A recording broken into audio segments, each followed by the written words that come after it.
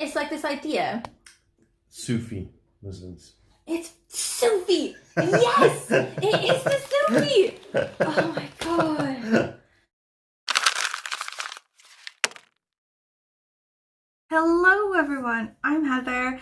I'm back with the second part of this video series thing that my husband and I have been doing. So basically he and I stayed up late drinking and talking about book recommendations for each other, but we talked so long about book recommendations for each other that it ended up spanning way longer than any possible like booktube video could go. So I've split it into two parts. The first part I've already posted a while ago, and I'll put the link down below to that one if you missed it. And then this one is the second part, so carrying on from there. Like the first part has quite a lot of books in it already, so I encourage you to check that out if you haven't seen it already. And this is the second half continuing on. I hope that you like it. Okay, you go. So my sixth recommendation is a Welsh book called Cyw Haul by Twm Miall, and it means I guess like, what's Cyw Haul? Like sort like of chicken, like a sunny chicken. The chick of is the it sun. A sun chicken? It doesn't it's a sun really chicken. translate, Oh. but he had a sequel called Cyw Dole, which means more like Dole Q, kind of playing on the words. But okay. It's basically, it was written in the 70s, and it's a tale of someone who comes from North Wales and lives in Cateys as a student. In Cardiff. And in Cardiff. And it describes all the kind of pubs in the area. Okay. And he lives on Romney Street and that kind of thing. So I think you'd really like it. It's in Welsh? Yeah, it's in Welsh. What's it called again? Cyw Haul. Okay. I think you'd like it because of all the kind of, the local interest. And come to terms with the community and moving to a different thick? end of the country. No. It's thin, is it? Yeah, just a short novel. Will you help me do it? Of course, yeah. Okay. Okay, I'm in. Yeah. That sounds cool. Okay, next one. The Badass Librarians of Timbuktu by Joshua Hammer. Have I mentioned this one before? Yeah, and we watched a documentary, didn't we? Oh, yeah. No, I think this is when I mentioned the book. Like, when I watched the thing, I was like, oh, this guy. So, you should definitely read the book. So, this guy has it in his mind. So, like, all of the, like, libraries of Timbuktu or whatever from ancient times, so now spread out into people's homes. And, like, everyone has, like, 100 ancient manuscripts in their house just throughout the town. So this guy, he's like, I'm going to try to make a new Timbuktu library where I go to all these people and I buy their books off them and I put them in proper, like, environmentally standardized book things or whatever, and, like, make this huge thing based on UNESCO funds and American funds and all this stuff. And he does it. He gets loads of books from loads of people, just like thousands and thousands of books. But then, bam, these like Muslim extremists sort of like take over the town. Yeah. And they're like, it's only a matter of time before they decide that these books are like heretical, because loads of them are like quite like not religious at all. They're like what's spells and that kind of thing. What's this word that means not religious? Haram. No.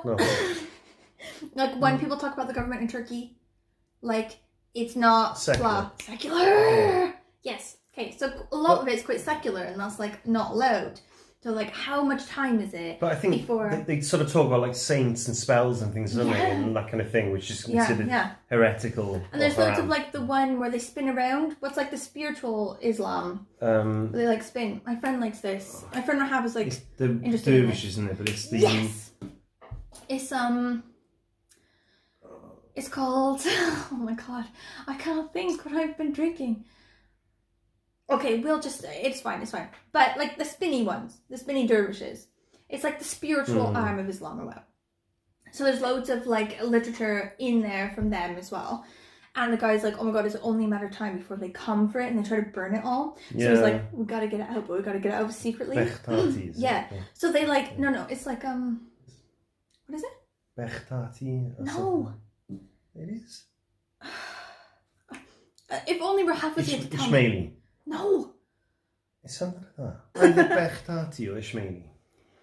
Okay, I don't think it's that, but okay. So, he like enlists these guys that work for the library and like other people. Yeah. To like hide the books in shipments going out And, like, he gets caught loads of times, but then, like, gets away for whatever reason. Like, they're about to look under the tarp, but then don't at the very last minute to see, like, all these, like, hundreds of books that they're trying to, like, sneak out through waterways or whatever. And they end up getting, like, almost all of them out. And they can't get them back in, obviously, because it's still, like, a bit touch and go, so they have to wait until they can get them back in. But at the minute, they've, like, saved them all by, like, risking their lives to get thousands and thousands of ancient manuscripts out of the city. It's so good. Okay, so the next one. Next one. I have more than you. Not Quite White by Simon Thirsk. Oh yeah, I've heard of of it. No, I haven't. I've heard of it, but I haven't read it. Okay, so when I first moved here, like 10 years ago, it was up for a Costa. You know, like the Costa Award, whatever. So like a full like British thing. Even though it's a Welsh book by a Welsh author about Wales, it was up for like a full British Costa, which I quite liked. So it's like this idea. Sufi Muslims. It's Sufi! Yes! It is the Sufi! Oh my god. Oh my god. Yes. Okay. Anyway. What was I saying? Sorry. Oh yes. Not Quite White. Not quite. Thank god. Oh my god. I was just about to call her half on the phone just now. Okay. Not Quite White by Simon Thirsk. So the idea is these people are living in North Wales in this like isolated community where they only speak Welsh. And then this guy from England or like South Wales or something has come in order to do something. Yeah. I can't quite remember like the full details because I read it literally 10 years ago when I first moved here. But the idea is sort of based on a lot of misunderstandings between the two. Yeah. So like the rural isolated North Wales community is like, but we're Wales, everything is Welsh, and they're having a hard time sort of seeing their place in a globalized world. And like the English guy coming in is like, why are you so isolated? Why are you so like against having change and against having like English people come in and do English things? And it's just basically focused on like an inability or an unwillingness to communicate, you know? Because each have like a specific idea of how the world should be, and they're like knocking heads. Yeah. And like one thing was like, the town is called Umbo. But that's like obviously not the name of the town. Obviously, like someone from England or whatever came in to Wales and was like, "What's the name of this town?" And they in Welsh were like, "Dunno." like they were saying it in English and they didn't understand, and they were like, "Dunno what you're on about, mate." And like the guy was like, "Oh right, yes. The name of the town is Dunno what you're on about, mate." Like really, they were just like, you know, that wasn't the name of the town at all, and it like kept going on for centuries as the name in English. And it's just. Like, I loved that. It was a really, like, British-wide Costa book about people sort of seeing Wales as different and the Welsh people sort of, like, pushing back about, like, you know, this is our identity and why are you seeing us as alien when we're also British but have a different identity and sort of... But doing that on the one hand, but then saying you're not allowed to have any power or anything like that, it should just be a geographical area. Oh, yeah. With no, like... rights or responsibilities or anything. Yeah, like you should read the comments. Like the comments on Amazon or like on Goodreads about the book was like loads of people like throwing really intense words around like exploitation and stuff. Babe, I reckon you really like it. Like I read it ages ago, back when I was really American. I didn't really understand fully like the situation. Do you think it helped to understand? Huh? Do you think it really helped to understand? Like I think it helped me understand like the animosity that's there. Like I think as an American you see Britain as like being like one thing. Do you know what I mean? Like you know that there are different things, like different Scotland, different Wales, blah blah blah. But I think we tend to see them as just like false fronts, the differences. Do you know what I mean? Like as in states, like just between Washington and Oregon, like you know, it's like a difference. Do you know what I mean? So I think it helped me to see them as like, you know, ancient and severe differences. Do you know what I mean? But other than that, I think I didn't really get it. Like, to be fair, if you read it, I will read it with you. Like, I'll read it again and see if, like, after 10 years, I've, like, learned more and, like, understand it a bit better. Yeah. Because I think it was a really good book. And it did obviously, like, have the shortlist for the Costa. Okay. Anyway. Okay, wait, is that... Okay, yeah, I have 3 left. How many do you have? 2. Okay, that's perfect. Okay, so my 6th choice or 7th, not quite sure which it is Black Like Me by John Howard Griffin. Okay. Or John Howard Griffin, sorry. Okay. Yeah, like kind of very pertinent at the times of Black Lives Matter and that kind of thing, where this was a guy in Texas in the 1960s, early 60s now, where he did an experiment. He was a journalist where he took pills and laid under the heat lamps and that kind of thing to basically turn himself black. So he looked black, and there's photos in the book where, you know, it is convincing somehow, and he has the features to make it convincing, that kind of thing. And he did an experiment where he toured the South just to see what it was like for a white journalist to live as a black man. Sure. And it was amazing. And he was saying, like, you know, the amount of times he was turned away from a restroom or a toilet, as we call them here. And he'd ask somebody, you know, could I just use your toilet? And the guy was saying, no, like, you know, there's one like 14 blocks down that direction. And yeah, it was just, I read it in a book of, you know, 1001 books to read before you die or so, recommended. And yeah, it was really, really good. Like, really kind of opened your eyes. Like, how old is it?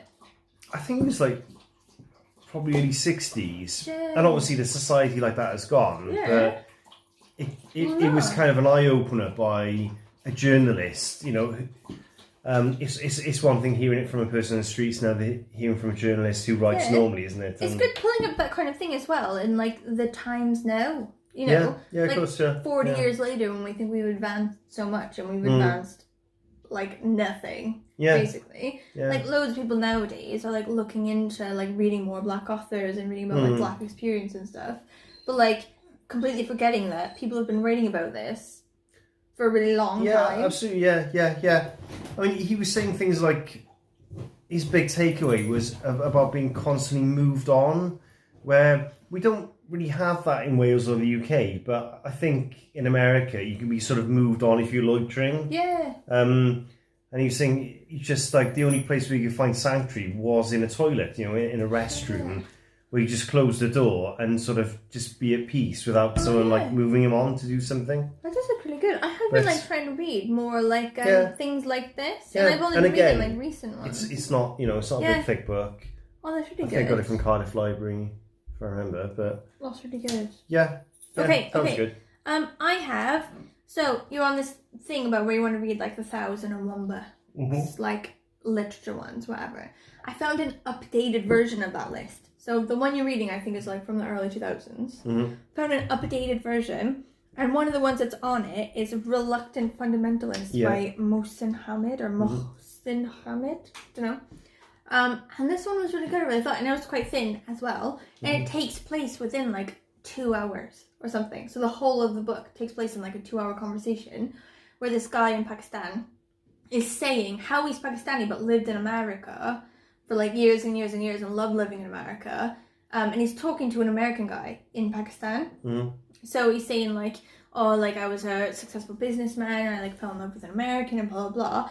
Basically leading up to how it is that he turned against America, basically, for what reason, talking to this American guy. And it sort of ends in like this, like bang, that I won't say. Loads of people were saying, like they saw it coming, but I didn't see it coming at all. Like I was like, okay, yeah, obviously it has to like stop being a conversation, start being like an action at some point. But like, it like has like a surprise ending. Yeah, it was really good. And they also made a movie, but I never actually watched the movie because I don't really have patience for movies. I'm not a movies person. I'm like more a books person. So I tried to watch the movie and I got about 20 minutes in and then thought I'd rather just read a book. But you could watch the movie afterwards if you want. Okay, yeah. Okay, you go. Okay, so my final recommendation is Don't Sleep, There Are Snakes by Daniel Everett. So this is a factual account of, he's a missionary, but his basis is a linguist. So he studies the language of a tribe in, I think it's Brazil, and called Pidehan. Called what? Pidehan, but it's like written like Pirehan with a, what's it called, a tilde over the N in Portuguese. Okay. And he finds this fascinating language spoken by maybe, I don't know, 1,000 people or so in the middle of the Amazon that doesn't obey any of the linguistic rules he's ever heard of. So he's got a degree in linguistics and he engages with arguments with Noam Chomsky and all these kind of, you know, linguistic figureheads. And he's saying this isolated language in the middle of nowhere doesn't obey any of the things you're saying, you know, about how language develops around culture, that kind of thing. And it's quite in depth, but he was saying they don't have a thing called, I think it's recursion, where I couldn't just say, I'm drinking this glass of Prosecco, which is really nice. You'd have to say, I'm drinking this glass of Prosecco. It is really nice. You know, you can't embed clauses within a sentence. Two sentences together. Well, yeah, you can't have clauses. You'd have to say, like, the girl who came in the door.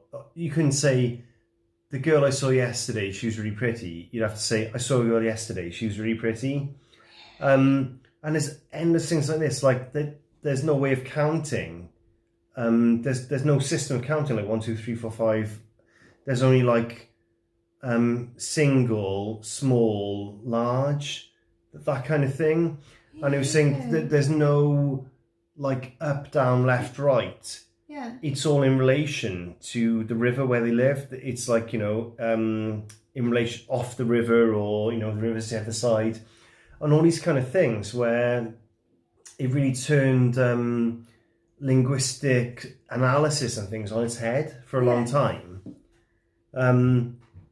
But it's also, it's not just a study of the language, but it's a study of his time living with them as a missionary and as an outsider, and kind of like weird things he sees. Like, he saw a guy fast asleep covered in tarantulas, and he was like, oh my god, you know, like, why doesn't anyone wake him up? And they were like, you know, they don't cause any harm, like, we don't kill them, you know, because they weren't poisonous, you know, they just run all over him, and no one cared. And he said he remembered seeing a small child, really small child, playing with knives, and the mother didn't stop her, and like she'd play with them, and she'd like even like drop them, and the mother would like pick them up and hand them back to her to play with. You know, something we would never do, but just these kind of saying how like culture isn't universal. Speaking of like kids that don't behave themselves. But yeah, how I was saying, like, no values are universal. You know, the mother wasn't a bad mother because she was doing that. Yeah. She just, to her, it was natural, you know. But God, anyway, so weird. but yeah, it was really cool. I read it with you. I took it on holiday when we went to Morocco. Remember Marrakesh? Oh yeah. That was what I was reading out there. Oh yeah. Oh yeah, that'd be really good. Yeah. I like that. Yeah, it was That's good. Really good. Like, is it really religious-y? Like, he's obviously a missionary. No, I don't. I think he's lost his faith, to be honest. Yeah? But yeah, no. It was. I think that's where he went. That's how he went originally. Yeah. And then the whole book talks about, you know, the language and the kind of culture, and how thinking like, oh my god, this turns everything I've learned upside down. And people have tried to engage with the arguments, but basically, I suppose they're not that familiar with languages which are so small in speakers that you know they could ever know it from the inside like he does. That's really good. Okay, so that was your last one. Mm-hmm. I have just 2 left, so I'll just do the 2. Mm-hmm. Okay, so the next one is another one of the ones that I found on like the updated list of the 1001 things, and it's The Brief and Wondrous Life of Oscar Wilde by Junot Diaz. Okay, yeah. I think it's Junot Diaz. Like, look at this word. Do you think that's Junot Diaz? Mm-hmm. Okay, so not Junot. Junot, I think. Okay, Junot. Okay. Who knows? Who knows? Who knows Diaz? I think it's Puerto Rico. I can't remember now, but you're supposed to be in bed. Is it? Oh my god, it's so late, Baba. Why are you still awake? I'm not. I'm still. Okay. Shh. Okay, so Brief Wondrous Life of Oscar Wilde. I think it's either Dominica or Puerto Rico or something. It's something like this. Like, he's a Latino kid. Or Dominican Republic. It might be Dominican Republic. So he's quite fat, I think, and it's got like this element of, you know, those ones that are written by, you've got like one of the ones on the shelf, that woman who writes like ones where it's whole dynasties of families in South America, like Paulo or something. Yeah. Do you know that author? Yeah. Anyway, it's sort of like that, in that it's like magical realism type thing, you know? Like, people go about their normal lives as if there's no witches, but then magical things happen and they don't ask about it, you know? They just accept that it's a thing, and like, it's just like a mild level of like magical stuff going on in the background, do you know what I mean? And this kid is like cursed, and he sort of like goes about his life, and he's sort of like doomed to live quite a short life, but he's trying to like get the most out of his life or whatever, you know? Yeah. And I quite liked it. I thought it was really good. Like, I think Junot Diaz is a bit of like a controversial figure, and that maybe he had like, I don't know, is there something about like a sexual assault or something? Like, something is pending. He might be a bit of like a controversial figure or something. Yeah. But other than that, like, I loved that book. I think you'd like it. Okay. Yeah. Last one. Yeah. Okay, we finally made it. Last one, and then you can go Betty's. Okay. And I can see the video. Okay. So, you said you like ones like The Prophet and Siddhartha. Yeah. And ones like that. Like, very, like, poetic and beautifully described spiritual journeys. Like, sort of, yeah. Yes. So, I'm going to say The Alchemist by Paulo Coelho? Something. I think he's Portuguese or like Brazilian or something. Yeah. So, loads of my friends who like all of those also like this one. I have a hard time with spiritual journeys, and I don't know what it is. Like, maybe it's like a rough Catholic childhood, like nobody really knows. But I have a hard time taking books about spiritual journeys seriously and not seeing them as like pretentious and like a bit forced. But I don't want to be like that, and I want to see them as proper things. So I've tried The Alchemist several times. I think I've tried it 3 times or 2 times, and I haven't gone through it yet. But like, life is not over. Well, I still have time. Tell the viewers about the ruler in your skirt. What? About the principal used to check your skirt with the ruler. Oh no, we don't need to have Catholic school like things now. No. Everyone who's been to a Catholic school knows anyway. Okay, but The Alchemist is about this like shepherd guy. Yeah. And he goes through a similar, beautifully written spiritual journey. And loads of people who love the Prophet and love Siddhartha and love Eat, Pray, Love and things like that love The Alchemist for the same reason. So I feel like you should give it a go at least. Okay. Yeah? Yeah. Definitely. Did we make it? I think we made it, didn't we? Yeah. We did it! Success! Oh. Okay, is it bedtime for this word? Hey, you smile, I smile. Kiss on the count. Okay, ready? 1, 2, 3. 1, 2, 3. Right in the middle. Okay, thank you for watching. No. Ta-da. Thank you for watching. If you have any comments about anything we've said, any like books that you've read that liked or didn't like or whatever, any recommendations about the future for ones that are similar, please let me know. And okay, goodbye. Bye. Bye.